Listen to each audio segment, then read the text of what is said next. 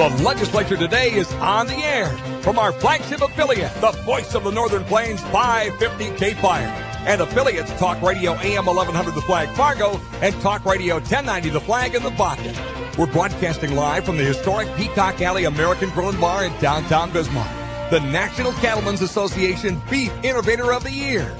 You're about to find out what's happening in the North Dakota legislative session. Your host of the Legislature Today is Dale Wetzel, managing editor of Great Plains News and the Great Plains Examiner. If you have questions or comments or to watch the show, go to GreatPlainsNews.com. GreatPlainsNews.com.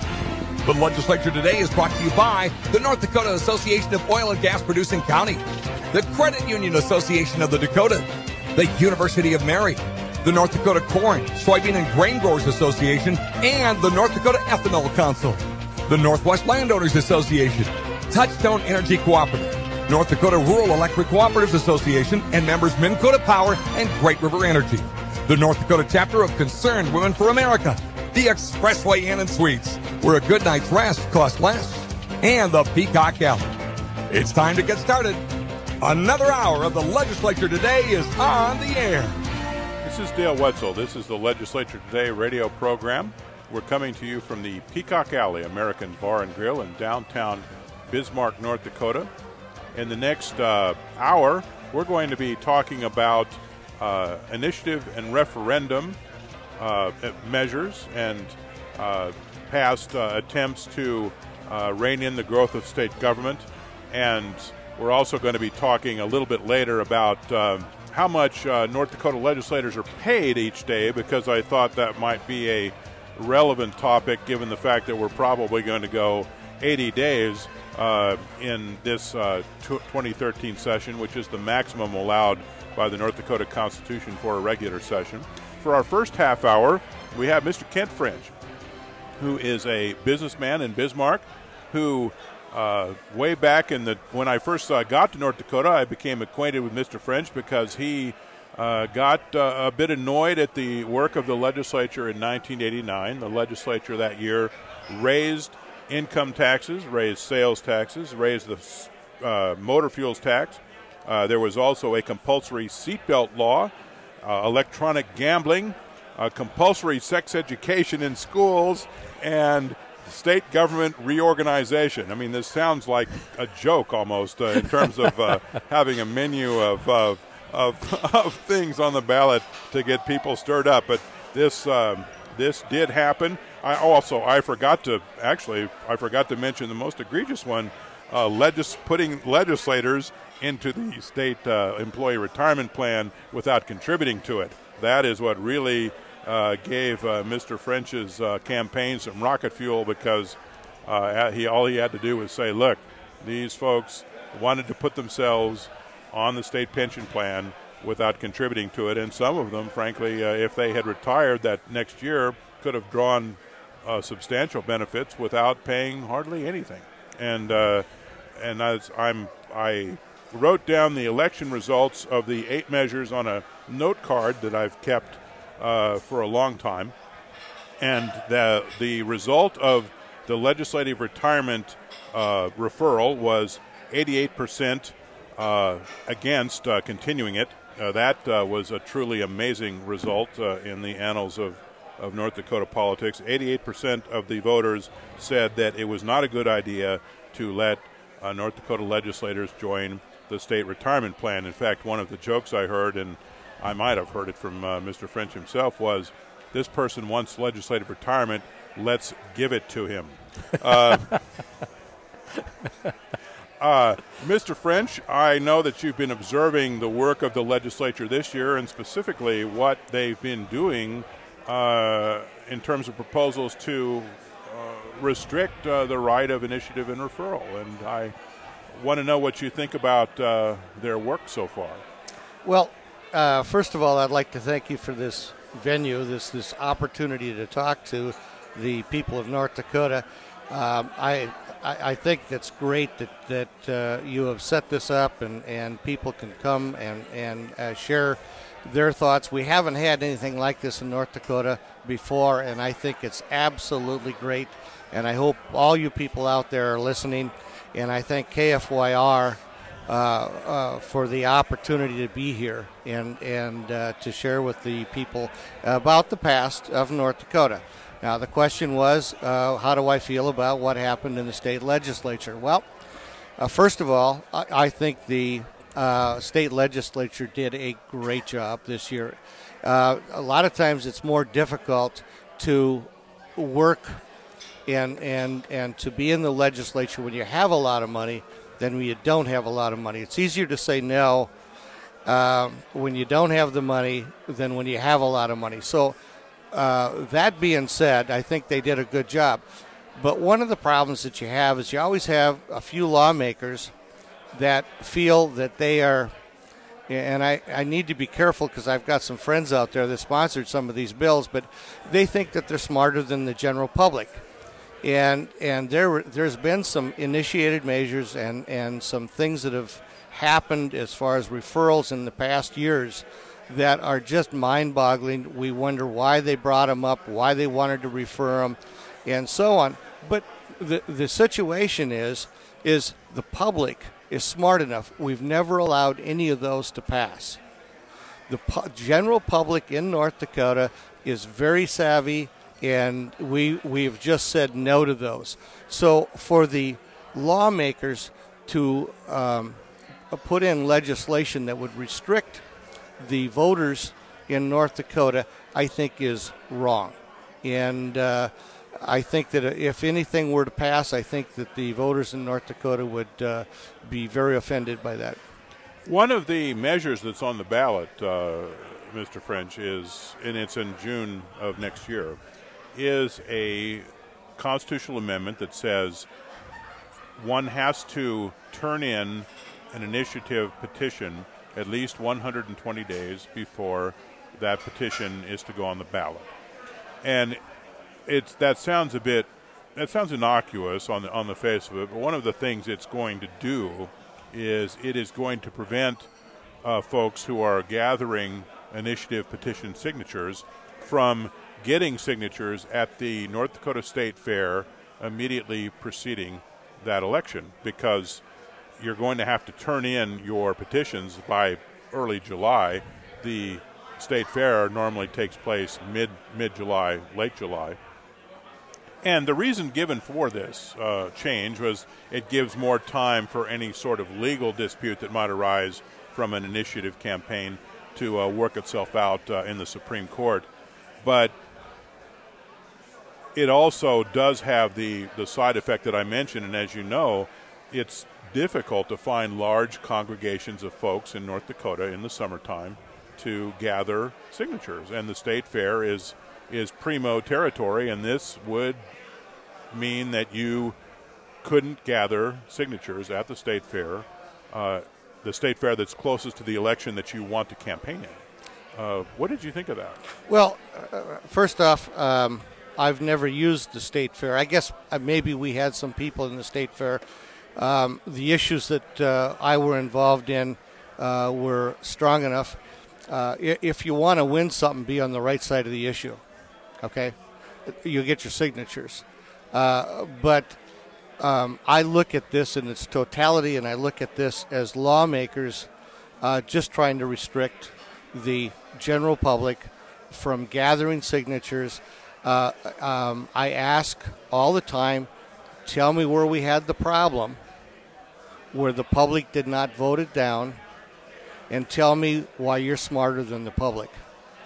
And then I will help those lawmakers, but they haven't been able to produce that. They come up with this stuff. They come up with it every once in a while, and the general public is going to put that bill down by a large margin. And it's too bad that they brought it up. There's no reason to do it because the North Dakotans are smart people. They're going to vote it down. Has there been anything that the legislature's done this year that has really gotten your juices flowing in terms of, that's a dumb idea, that's something that maybe should go on the ballot? Well, I'm a conservative, and everybody thinks that I would be for lowering taxes. And one of the things that surprised a lot of people was the fact that I didn't come out with the pro let's lower the oil tax. I do a lot of business in western North Dakota. I understand western North Dakota. And that oil out there, we need to pay for all of our infrastructure. That has to be taken care of before we even look at it. I would look at lowering the taxes out there, but I was really upset with the fact that people tried to lower the taxes for the oil before we got western North Dakota taken care of as far as the infrastructure. And the folks that you talk to every day, what were their opinions along these lines? Well, actually, almost everybody in the state agreed with me. That's why it didn't go anywhere. And although they're not opposed to that, people in North Dakota are good business people. They're smart people. Let's take care of what we've got to take care of first, and then we'll do that. We'll take care of lowering the oil tax. Was there a particular proposal to restrict initiative and referendum rights that you recall that you thought was particularly egregious? All of them. I think that at any time when the lawmakers think, we're one of the few states in the United States, everything west of the Missouri have some kind of a situation where they have the right to initiate or something like we have. North Dakota and North Dakotans are so blessed because people have set up a system that will allow the people of North Dakota to be in charge of North Dakota. And yes, we elect lawmakers, and yes, they do a great job for us, but once in a while they make a mistake. And in my case, in 1989, they made a lot of mistakes. And that's why I had to take up the banner and refer all those measures. Could you take us down memory lane a bit here and just tell us how the 1989 referral campaign evolved? Just to remind, just as a quick refresher course for folks, the legislature that year raised spending. They raised the gasoline tax, the income tax, the sales tax, and they also put on the ballot some rather contentious things, a compulsory seatbelt law. They legalized electronic gambling in some contexts. They approved a bill that required public schools to offer a comprehensive sex education course.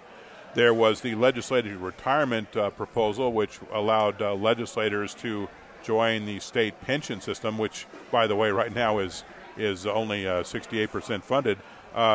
From this proposal allowed legislators to join the state retirement system and draw benefits from it without paying anything initially. And also there was a constitutional amendment for the reorganization of state government, I think into 15 different departments. And it was a festival of issues. And I just wanted you to recall for us, Mr. French, about how you got to be the leader of a campaign that got all of these tossed out. Well, I still go to the same coffee group that I did back then, and one of the people in the coffee group says, you do a lot of talking, but you don't do much else.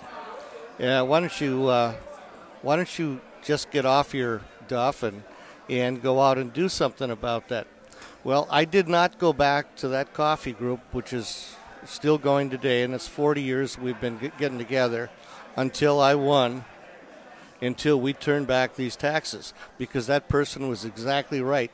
And I encourage every single person out there that's listening to this radio to make sure that you get involved in the system, because it does work. We can win. I had never been involved in politics. I'd never been in front of an audience in my life. And I stepped forward, and I worked with a fella by the name of Dr. Odegaard.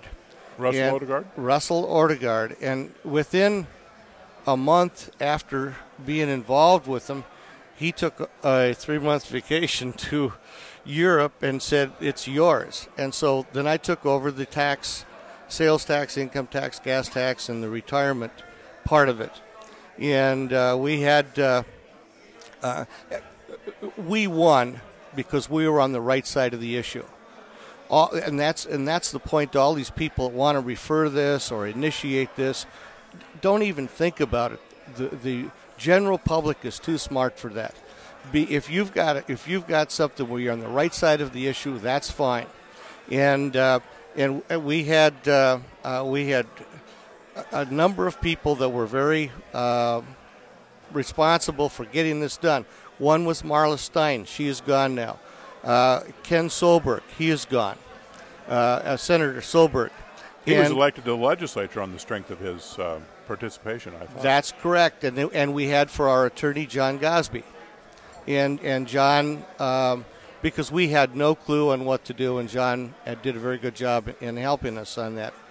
But I need to just spend a moment, if I could, take your time, to tell you that the things that I went through are no different than what's going on in the United States today. I would have thought that the Obama administration came to North Dakota and listened to George Sinner, because when I did these tax referrals on the news, and you were a part of the news at that time, I was told that the Highway Patrol could not take blood from one end of the state to the other. I was told that they were going to turn out every other light at the state prison. They couldn't have the Christmas tree light up at the Capitol. Teachers would have to be let go. People would have to leave the state. And those kind of scare tactics we see today on the news, they didn't work then, and they're not going to work now. People are too smart. They're too smart for that. After you won, did you think that there was a future for you in politics, getting elected to office or something of that nature? That, you know what? You're the first person that's asked me that. But when I went out and talked to people throughout the state, I made promises to not to each and every one, but to many people that had some clout, that I would not run for any office. I would do this for the public, for the people, and one of the reasons that I haven't been involved in politics since that time is because I see so many people that do this, and they're doing it for name and not really for the people of North Dakota. I did this for the people of North Dakota. How do you think things have changed since this campaign politically? I mean, well, let me ask it to you another way. How did this campaign, this referendum campaign, change politics in North Dakota, in your judgment? Well, if those people that are as old as I am will think back, that this referendum and the referrals is when the economic development started in North Dakota. That's been mentioned numerous times by many people that are in the know. When North Dakota made a decision at that time, they were not going to live under high taxes. And when they lowered the taxes, the business cycle started. And that was really great for North Dakota. One of the things that I want to mention while we're still on the air, two other things that we accomplished was binding arbitration for school boards. That was very important. We don't want to do away with school boards. They do, and they perform a function in North Dakota, and that's a very important part of government. And that we took care of. And the other one is, many people don't remember this, but I took term limits. I passed term limits in North Dakota. I spent $24,000 of my own money. And we, North Dakotans, we passed term limits. We were one of the first states to do it. Our problem is we had a Supreme Court that threw that out.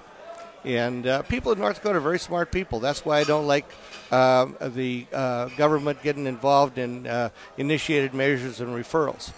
One of the things that the critics of the referendum campaign asserted, both during the campaign and afterward, was that the fact that the sales and income taxes were not allowed to rise, in effect, put a lot of pressure on property taxes to go up. What did you think of that analysis? Yeah, it's a matter of managing money, and we didn't have any managing of money. For instance, we had a situation back in 1989 when the new administrator of the bank, Joe Lamb. Yeah, $115,000. Joe Lamb got a $22,000 increase in 1 year. Now, think about that, $22,000 in 1 year. That's just awesome. And then they hired... And that was in 1989. That's in 1989. And they hired an administrator for $115,000. Now, okay, we have a president and we have an administrator. So, but that's the kind of thing that went on in 1989, and that's the kind of thing that's not going on today. And I'm very happy for North Dakota. I think we've come a long way since then. Have you been tempted at all to get back into politics? Every day. Every day I read the paper. I can do it better, and that type of thing.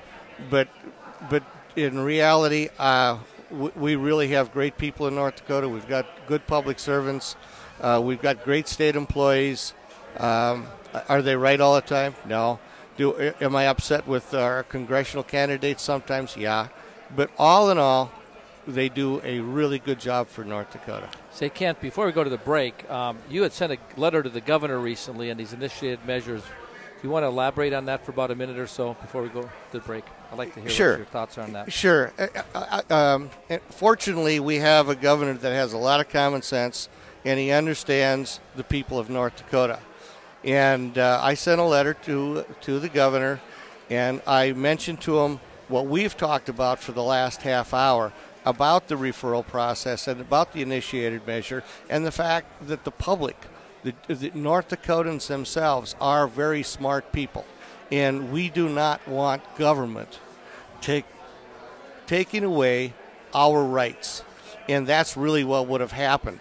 And I believe that on some of the measures that would have come up, I believe that Governor Dalrymple would have vetoed them. Tell us a little bit about yourself, Ken. What are you doing these days?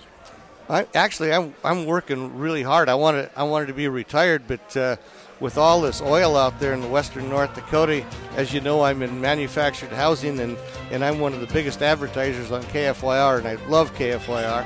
I'm going to be working for a few more years, and we'll see how the Bakken plays. It's just because business is so damn good, right? That's right. You betcha. It's really good. We've been speaking to Mr. Kent French. He's a businessman in Bismarck and the leader of frankly, a historic tax revolt in 1989 when the legislature raised income, sales, and gasoline taxes, and Mr. French led a campaign to put all of these tax increases on the ballot.